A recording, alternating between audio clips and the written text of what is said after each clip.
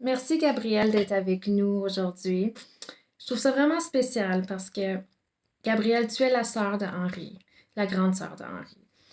Et on parle souvent de personnes autistes, on parle souvent de parents qui ont des enfants autistes, mais il se peut qu'il arrive qu'on parle beaucoup moins des frères et sœurs, de la fratrie. Donc, je trouve que votre expérience est aussi très unique. Et elle est vécue différemment. Donc, parle-nous, tu avais quel âge quand Henri a reçu son diagnostic et comment est-ce que toi, tu as vécu ça? Quelle était ton expérience? Allô, pour répondre à ta première question, euh, je me rappelle plus exactement j'avais quel âge quand Henri, mon petit frère, a reçu son diagnostic.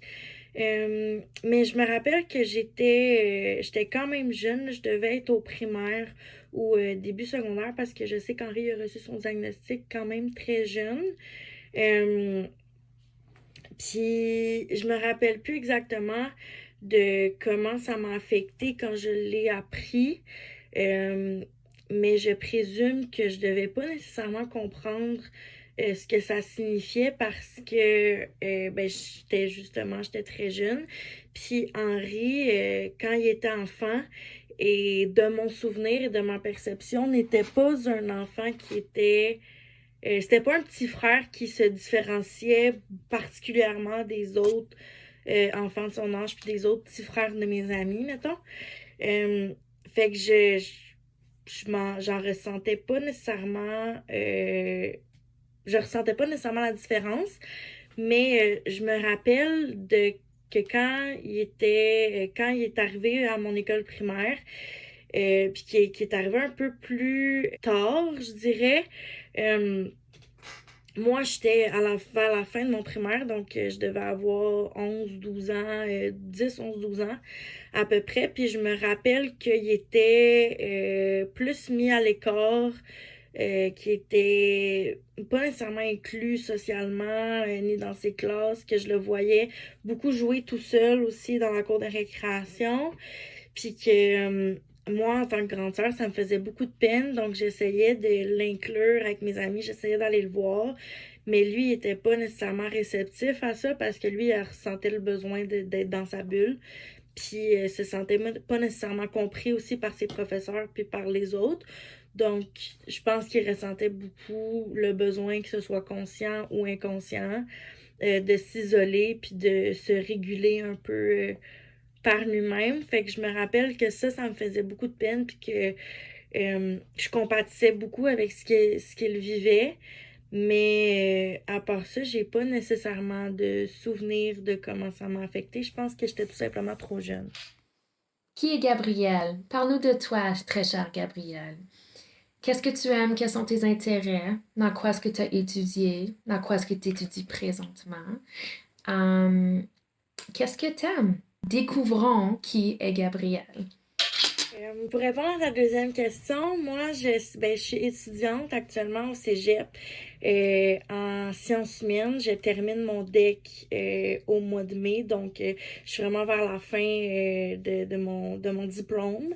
Je m'en vais étudier dès l'automne prochain, donc l'automne 2025, en criminologie à l'Université de Montréal. Donc, je suis vraiment très excitée et contente de cette nouvelle étape qui s'en vient. À quoi ressemble ta relation avec ton frère? Qu'est-ce que vous aimez faire ensemble? Avez-vous des souvenirs euh, qui vous marquent ou un moment ou des moments qui sont marquants dans votre relation? Ma relation avec mon frère est globalement très belle. Moi, je suis très fière et très contente de la relation que j'ai avec lui. Depuis toujours, on n'a pas toujours eu une relation très euh, simple, dans le sens qu'évidemment, on est frères et sœurs, donc des fois, il y a des frictions, des tensions en grandissant. Je pense que c'est tout à fait normal. Euh, Mais aujourd'hui, ça va très bien. Mon frère, ça a toujours été un repère pour moi, ça a toujours été mon pilier, puis je pense que je le suis aussi pour lui. Nos parents se sont séparés quand on était très jeunes. Lui, il avait 5 ans et moi, j'en avais 9. Donc, on n'a pas toujours, en fait, on a grandi euh, en ayant nos parents une semaine sur deux. Fait que, puis la seule chose qu'on avait, en fait, c'était nous deux, c'était la relation qu'on avait tout le temps, puis c'était la seule chose qu'on avait dans notre quotidien. Fait que je pense que c'est pour ça que on a toujours été un repère l'un pour l'autre. Mais globalement, on aime beaucoup de choses. On aime ça, jouer à des jeux vidéo ensemble. On écoute la même musique, donc on est passionné par ça aussi. Euh, on discute beaucoup. Moi, je sais que Henri, quand il y a des questions sur quelconque sujet ou quand il veut apprendre des choses, je sais que il vient souvent me voir, puis lui, il sait que je suis toujours ouverte quand je suis disponible, je suis toujours ouverte à lui. Euh, mais globalement, on a une très belle relation, on s'entend très bien aujourd'hui. Les deux ont fait un effort aussi pour s'adapter à l'autre, pour essayer de comprendre l'autre, même si c'est pas toujours très simple, parce que ça reste qu'on est différent, puis on fonctionne pas de la même façon. Donc des fois, c'est plus difficile, mais globalement, c'est une très belle relation et c'est une grande richesse dans ma vie. Qui est Henri pour toi? Comment est-ce que tu décrirais ton frère? Et quel impact est-ce que Henri a eu dans ta vie? Pour moi, Henri, c'est un garçon, un adolescent maintenant, qui est je le qualifierais de très curieux. Il aime apprendre surtout. Il pose tout le temps plein de questions. Il aime ça parler. Il est très. Il est sensible. C'est quelqu'un qui est proche de ses émotions, qui aime. euh, qui porte attention à l'autre, puis qui prend soin des gens qu'il aime. C'est quelqu'un aussi de très. Ouais, de proche de sa famille, de proche des autres. Il est très attentif, puis attentionné. C'est ça le mot que je cherchais. Il est très attentionné. Euh, pour moi, c'est une très belle personne. Il représente euh, tout ce que j'ai de plus précieux. Honnêtement, ça peut sonner quétaine et émotif, mais c'est vraiment pour moi la personne la plus importante à mes yeux. Euh, Puis évidemment, je devrais lui dire plus souvent, mais c'est pour moi la plus belle personne au monde. Il a un grand cœur, une belle âme, puis je l'aime vraiment beaucoup. Puis il représente un beau repère pour moi. Tu as sans doute vécu des périodes ou des moments ou des situations difficiles aussi, comme toute personne, comme tout membre de la famille. Um, donc, quelles ressources est-ce que toi, tu as eu recours qui t'ont vraiment aidé? Mais quand je dis ressources, ça peut, oui, être un service ou une forme de soutien, mais ça peut aussi être qu'est-ce qui te fait du bien à toi. Est-ce que c'est des personnes ou est-ce que c'est des activités? Qu'est-ce qui t'a permis à toi de t'évader dans ton petit monde où ce que tu peux peut-être communiquer comment tu te sens, laisser ressortir certaines tensions, des émotions. euh, Tu sais, ça peut être par les arts ou l'activité physique. Donc, c'est quoi? Quelles ressources est-ce que toi, tu as eu recours pour t'aider, toi, dans ton quotidien? Et oui, c'est sûr, il y a des périodes qui étaient. Ça n'a pas toujours été facile, en fait, vivre avec Henri. Puis je pense que vivre avec une personne neurodivergente dans son entourage proche, c'est évidemment pas toujours facile, surtout quand on l'est pas. Même si je suis neurodivergente moi-même, je ne suis pas autiste, donc je ne comprends pas toujours nécessairement son fonctionnement.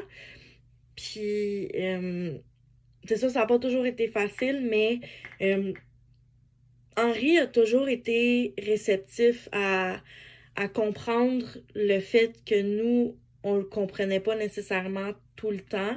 Puis je parle particulièrement de moi parce que à mes yeux et de ma perception, mes parents, donc mon père et ma mère, ont toujours été très bon avec lui. J'imagine que, puis j'en suis convaincue, qu'ils savaient pas toujours quoi faire, donc ils ont eu recours à des aides extérieures.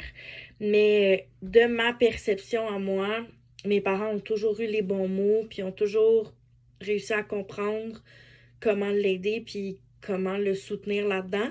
Fait que je parle surtout de moi, en fait, que j'ai pas eu nécessairement l'aide que mes parents ont eue. Ça n'a pas toujours été facile de le comprendre. Fait qu'Henri, il a toujours été réceptif.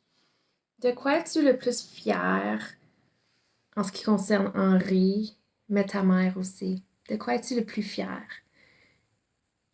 Selon ton témoignage, selon le regard que toi tu as envers votre vécu et ce que tu as vu ta mère et ton frère passer au travers, mais aussi euh, toi, le tien, en ayant ce regard-là, mais en faisant partie. Donc, de quoi es-tu le plus fier en ce qui concerne ton frère, ta mère, mais toi aussi?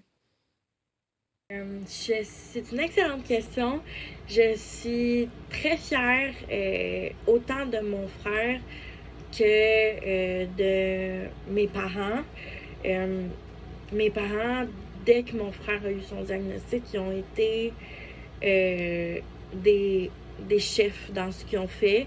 Euh, Ils l'ont élevé avec de ma perception, ils l'ont élevé avec la mentalité en gardant en tête sa différence, puis en considérant sa différence, mais en ayant le souhait qu'il s'adapte bien au monde et qu'il soit euh, d'une certaine manière indépendant et qu'il soit capable de vivre la meilleure vie possible. Euh, donc, je suis extrêmement fière des efforts que mes parents ont fait pour que ce soit dans son éducation, que ce soit pour l'aider dans ses études. Mon frère, il a eu évidemment beaucoup de difficultés à l'école, puis mes parents ont toujours été hors pair pour ce qui est de l'aider dans ses études, essayer de comprendre comment il apprend, mais aussi essayer de comprendre ses émotions, gérer des crises, tout ça. Mes parents ont toujours euh, été exemplaires pour ça. Fait que je suis très fière d'eux pour ça.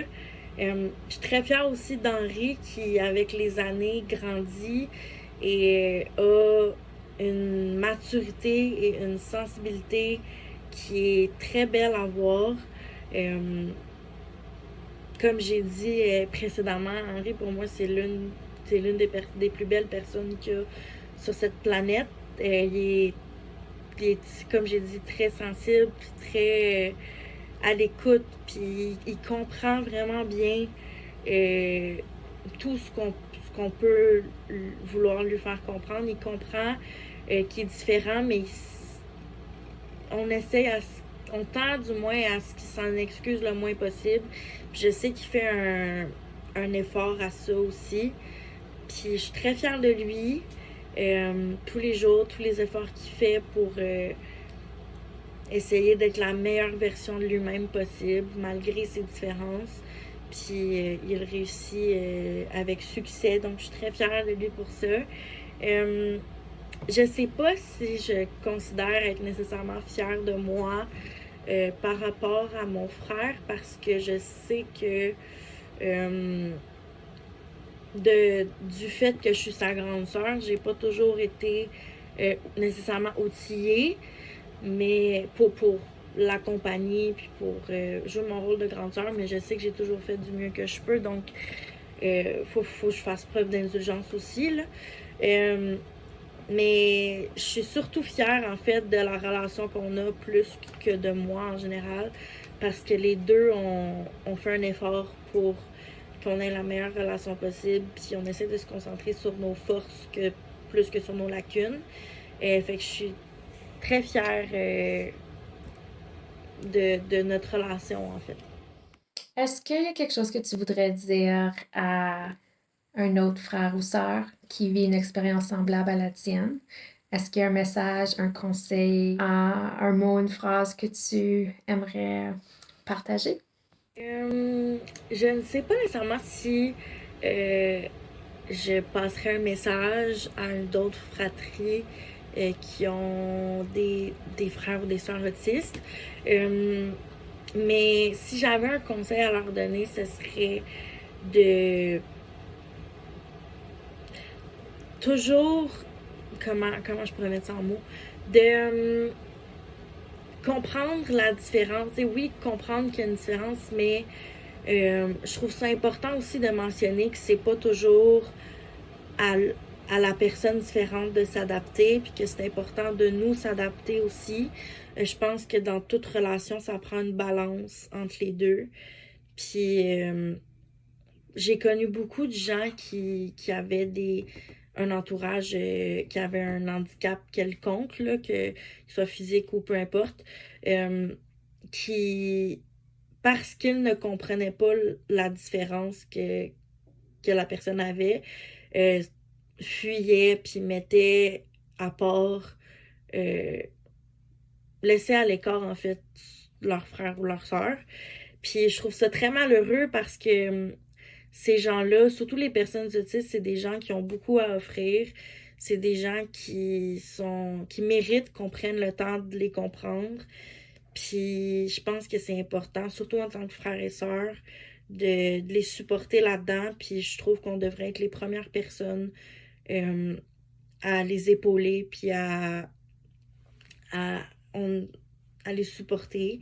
Fait que je pense que ce serait, si j'avais un conseil, ce serait ça, de toujours, d'être là, d'essayer de faire un effort, d'avoir la patience aussi, de, d'expliquer, puis de prendre le temps. Je trouve ça important. Puis